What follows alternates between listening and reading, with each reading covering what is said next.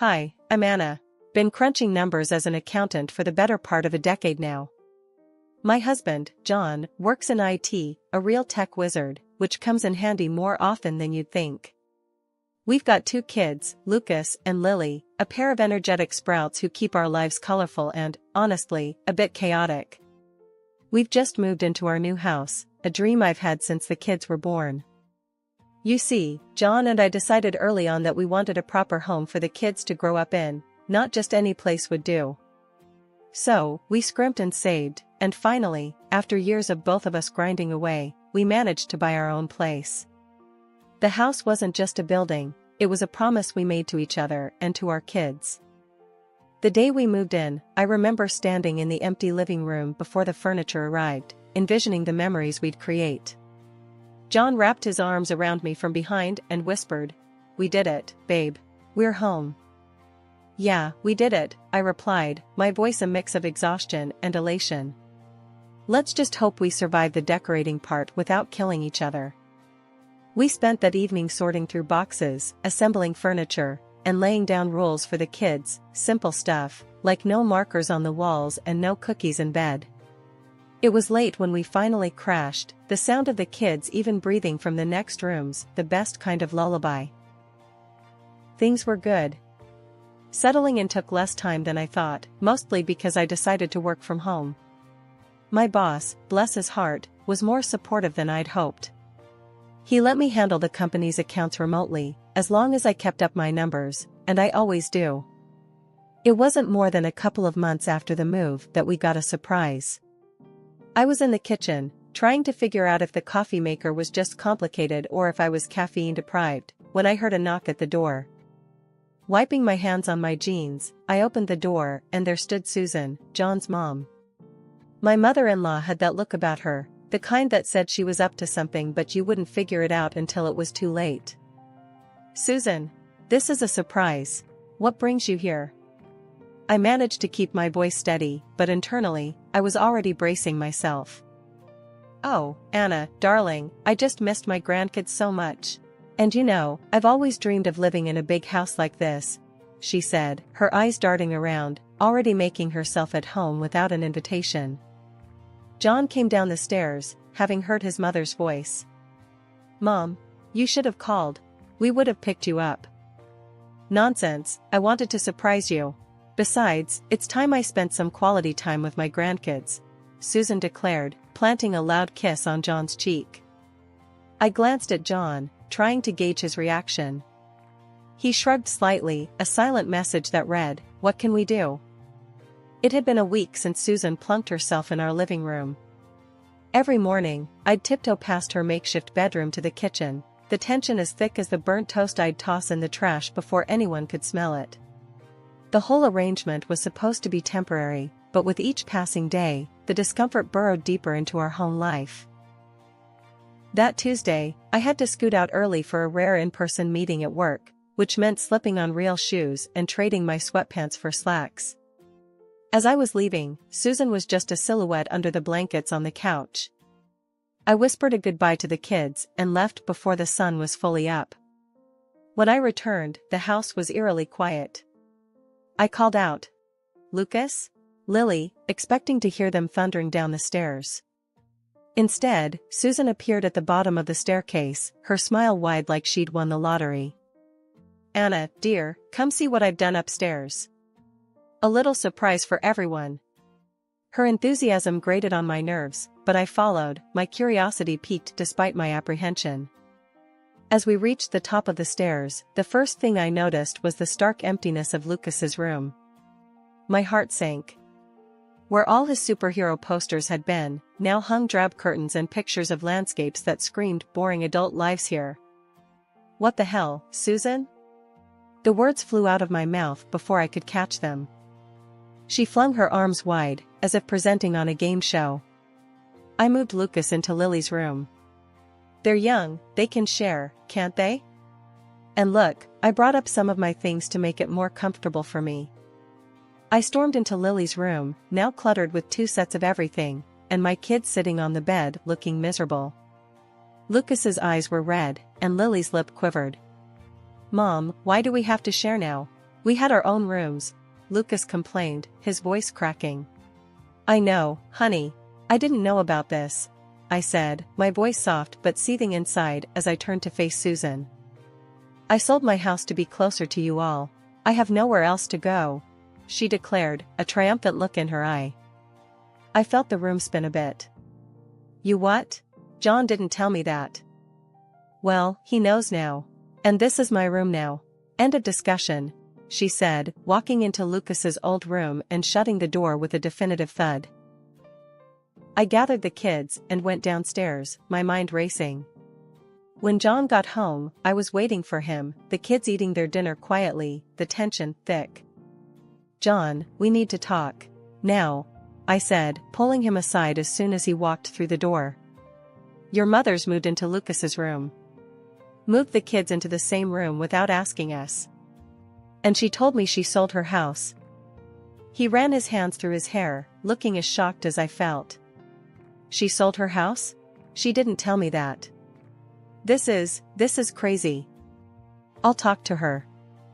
That night, after the kids were in bed and the house was quiet, John knocked on his mother's door, trying to talk some sense into her. The muffled voices went back and forth, his tone pleading, hers defiant. I sat on our bed, thinking about how our dream home had quickly turned into a battleground. John came back an hour later, looking defeated. She won't budge. Says this is her right. I'm sorry, Anna. I don't know what to do. Every day was a new adventure and patience. I had set up my office in the corner of our bedroom, the only spot I could claim as somewhat quiet for my work calls. My job as an accountant wasn't something you could pause and play at your convenience, but try explaining that to Susan. This particular Thursday, I was deep into reconciling some accounts, my laptop spread with spreadsheets and reports, when Susan barged in, a bag of shopping swinging from her arm. Anna, you spend all day on that thing. Don't you ever take a break? She chided, not caring that I was mid-call with a client.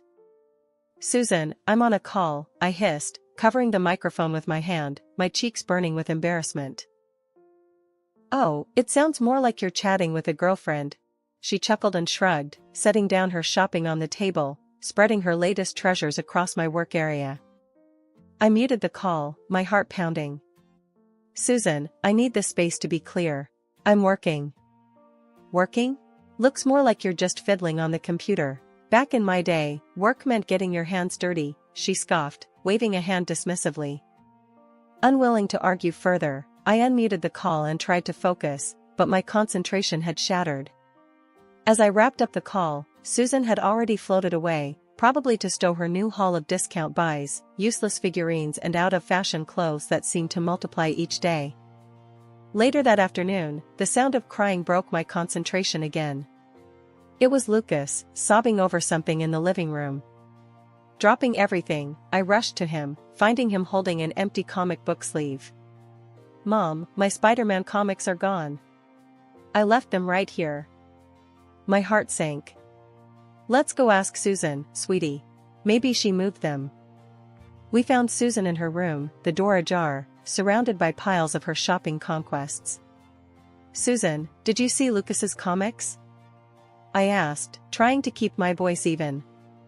She glanced up, her nose wrinkling in disgust. Those old things? I threw them out. They were cluttering up the living room, and I can't stand spiders. Creepy, crawling things.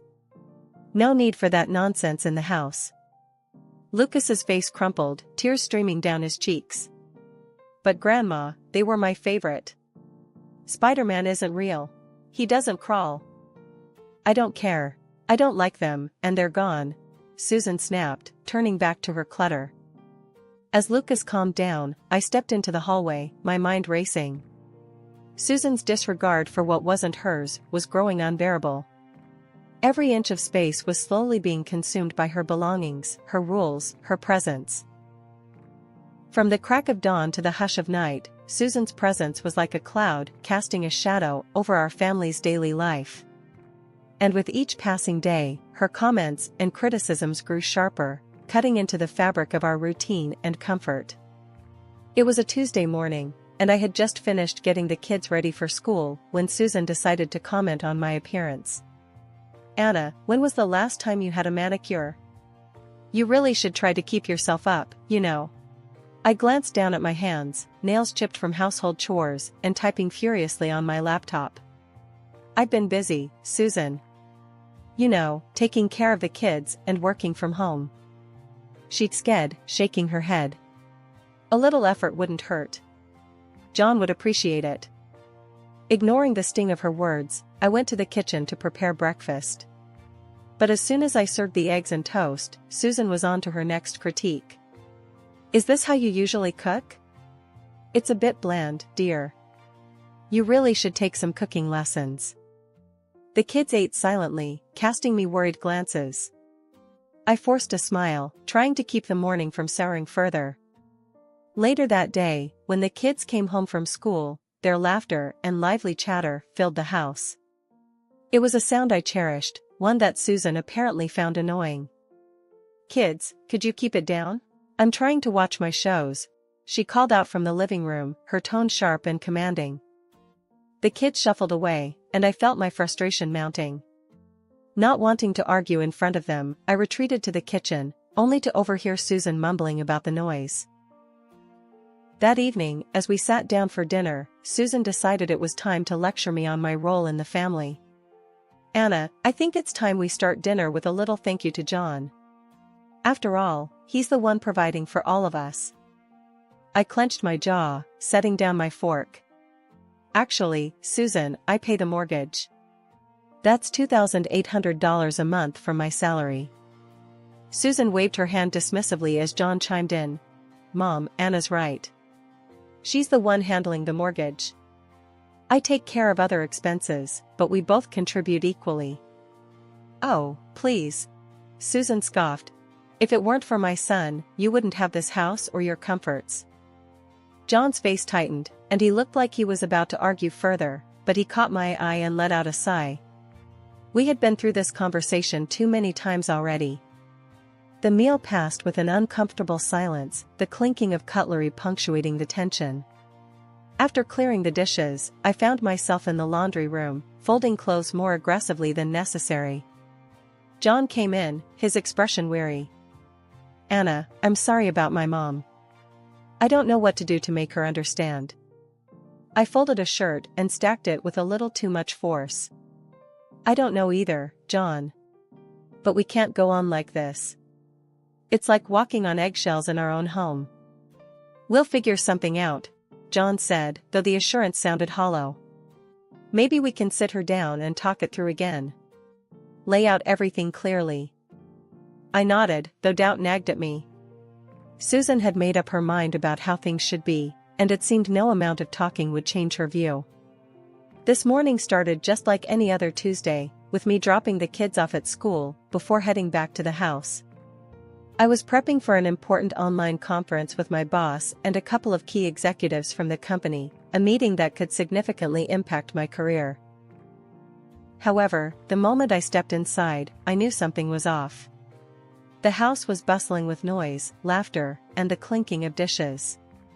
Susan had invited her friends over for an impromptu breakfast gathering, apparently turning our living room into her personal social club. I sighed, rubbing my temples as I poured myself a quick cup of coffee. Trying to stay calm, I headed to my office, hoping to find some sanctuary. As I settled down, adjusting my webcam and reviewing my notes one last time, I could hear the muffled chatter and laughter from the living room. I tried my best to block it out, focusing on the upcoming discussion. But just as the meeting started and I began to explain the quarterly projections, the door to my office flew open. Susan, leading her troop of friends, burst in loudly asking, "Anna, why didn't you make us some coffee too? And where's our breakfast? You can't just ignore your guests." Stunned, I muted my microphone, my cheeks flushing with embarrassment. "Susan, I'm in the middle of a work meeting. Can this wait?" I hissed, trying to keep my voice low and calm. "No, it can't. You think because you're working, you can neglect your duties as a hostess?" Susan retorted, her voice rising with every word. Frustrated, I pointed at her sharply. Keep it down, I'm working." In response, Susan's expression twisted into one of defiance, and in a dramatic gesture, she grabbed my laptop and threw it onto the floor. The screen went black, the sound of my boss's voice cut off abruptly as the machine hit the carpet with a thud. "Go and make us breakfast," she demanded, as if she had every right. Without a word, I stood up, walked over to her, and firmly guided her out of the office, closing the door behind her. My heart was racing, a mixture of anger and shock numbing my senses. I picked up my broken laptop, feeling the sting of tears in my eyes, not from sadness, but from sheer frustration. Taking a deep breath, I pulled out my phone and dialed my boss, explaining what had just happened. To my relief, he was more understanding than I expected. "I get it, Anna. Family situations can be tough. Just see if you can sort it out, okay? We need you focused." After hanging up, I could hear Susan in the living room, loudly proclaiming to her audience, "You have to teach these young ones how to behave. If you let them, they'll walk all over you. It's our duty to put them in their place." The audacity of her words made my blood boil, but I knew I had to hold it together. Later that evening, when John came home, I told him everything. His face darkened with each word I spoke. "He did what? That's it. She's paying for a new laptop," he said, his jaw set in anger. "This has gone far enough, Anna. I'm sorry. I'll handle it." He confronted his mother about the incident. Susan, perhaps realizing she had crossed a line, suddenly clutched at her chest, her face contorted in pain. "I'm not feeling well," she gasped, her voice shaky. "Mom, are you okay?" John's tone shifted from anger to concern in a heartbeat. "I need to lie down. This is too much for me," Susan said dramatically, before retreating to her room and locking herself in. The next morning, Susan declared she'd be retreating to a boarding house to restore her health, and I watched her pack with a practiced calm, masking the storm of thoughts whirling in my head. Her sudden declaration of illness, miraculously timed to avoid the fallout from breaking my laptop, seemed too convenient. John, equally skeptical, tried once more to broach the topic of the broken laptop, but she dodged his concerns with an airy wave, promising to discuss it later. As her taxi disappeared down the driveway, John turned to me, a mixture of relief and resolve on his face. "Okay, what's the plan?" he asked, as we stood in the quiet aftermath of her departure. "You know how your mom freaked out over Lucas's Spider-Man comics because she hates spiders?" I began, watching his reaction closely. John's eyebrows rose, a hint of a smile tugging at the corners of his mouth. "Yeah, she can't stand them. Why?" "Let's just say, what if we took that fear, and decorated the house with it? Not just any decorations, but make it look like a spider den," I suggested, the words out before I could reconsider. John chuckled, shaking his head in disbelief, before giving a firm nod. "Let's do it. It might just be crazy enough to work. And hey, Lucas will get a kick out of it." Feeling a mixture of excitement and guilt, I called a local artist known for their theatrical set designs. I explained our needs: realistic, lifelike spiders painted on the walls, cobwebs that looked like they were spun by giant arachnids, and an overall ambience that screamed spider den. The artist was intrigued and slightly amused by the project, promising to start the next day. John and I stood back, watching the children and the changing decor. "You think she'll ever want to come back after this?" he asked, a twinge of uncertainty in his voice. I shrugged, watching a painter add the finishing touches to a particularly grotesque arachnid above the fireplace. "I don't know. But I hope it makes her think twice about how she treats this place, our home." As the day of Susan's return neared, the house looked less like the family home it had been and more like a set from a horror movie. I had mixed feelings as I surveyed the work. It was beautifully horrifying and served a purpose, but part of me felt guilty about using Susan's phobia against her. The morning Susan was due back, tension buzzed through the house like electricity. John and I exchanged nervous glances as we heard her taxi pull up outside. Susan breezed into the house, her usual air of entitlement surrounding her like a cloak. She didn't even glance around at the transformed decor, fixated only on retreating to her room for some rest after her exhausting retreat. As soon as she opened the door to her room, though, her composure shattered. A blood-curdling scream echoed through the house as she stumbled back, her hands clutching at her chest. "What is this? What have you done?" The walls, covered in the eeriest, most lifelike spiders and webs, seemed to close in on her. She bolted from the room, her eyes wide with terror, only to find that the rest of the house matched her room. Spiders in every corner, on every wall, our home had become a den of fear for her. Susan ran down the hallway, screaming, "Remove this! Remove this at once!" Calmly, I stepped into her path, my voice steady. "Susan, this is our house, and we decide how to decorate it. We like it this way." John joined me, adding, "We can't afford any changes right now, not after what happened because of you." Her face went pale, her eyes darting around as if the spiders might jump off the walls. "What are you talking about? What happened?" "Your little stunt with Anna's laptop got her fired. We're tight on money now. If you're going to stay, you'll need to contribute $2,800 a month for the mortgage," John lied smoothly, "the fabrication necessary to press our advantage." Susan gasped, clutching her heart again. "This is outrageous. You can't do this to me. I'm leaving. No one appreciates anything I do. I'm not staying in this horror house." As she scrambled to pack her things, I blocked her way at the door. "Before you leave, you owe us $2,000 for the laptop you broke." The color drained from her face, replaced by a flush of anger. She yanked her checkbook from her purse and scribbled furiously. Slamming the check into my hand, she lifted her chin proudly. "There. Now, I'm leaving for good." John and I watched as she hauled her suitcase out the door, her head high, but her shoulders tense. As the door closed behind her, the tension in the air dissolved, replaced by a collective sigh of relief. We turned to each other, John wrapping his arms around me, both of us laughing, a bit from relief, more from disbelief at how things had turned out. "We did it, Anna. It's over." Lucas and Lily came bounding over, their faces bright with smiles. "Is Grandma really gone?" Lucas asked, his voice a mixture of hope and uncertainty. "She's gone, buddy," John confirmed, ruffling his son's hair.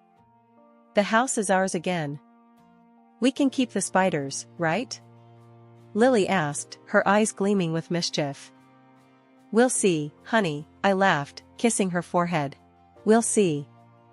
That night, as I tucked the kids into bed, their rooms finally free of Susan's overbearing presence, I felt a peace settle over me. We had our home back, our lives back, and while the method was unconventional, the result was all that mattered. I continued working from home as an accountant, still seated at my trusty desk by the window, overlooking the garden where the kids played. Of course, I hadn't really lost my job, that had been a fib to push Susan to take some responsibility, and thankfully, it worked. Life without Susan was less dramatic. Lucas dove deeper into his comic books, often sprawled across his spider-webbed floor, sketching his own superheroes. Lily had taken to gardening, her little patch outside blooming under her careful attention, a stark contrast to the faux arachnid menace indoors. As for Susan, last we heard, she'd moved into a nursing home. Not surprisingly, rumors filtered back to us through the grapevine, she was up to her old tricks, bickering with the administration and quarreling with other residents. Some people never change, I mused aloud after a call from a relative who had visited her. John shook his head, a wry smile on his face. "Let's just be glad she's spinning her web somewhere else." And true enough, life had become simpler without her daily dramas. We repaired relationships with friends and neighbors, some of whom Susan had alienated with her nosiness and complaints. Invitations started coming back in for backyard barbecues and birthday parties, social gatherings we had avoided during Susan's tenure in our home.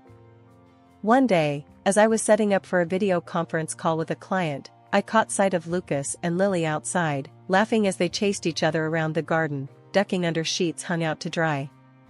The normalcy of it filled me with a profound sense of contentment. I never realized how much tension there was until it was gone, I told John later that evening. He nodded, wrapping an arm around me. We did what we had to do, Anna. For our family. Our home was our sanctuary once more, the kids were happier, and John and I had found our way back to each other after all the strain. The spiders on the walls served as a reminder of what we had overcome, a quirky symbol of our family's resilience.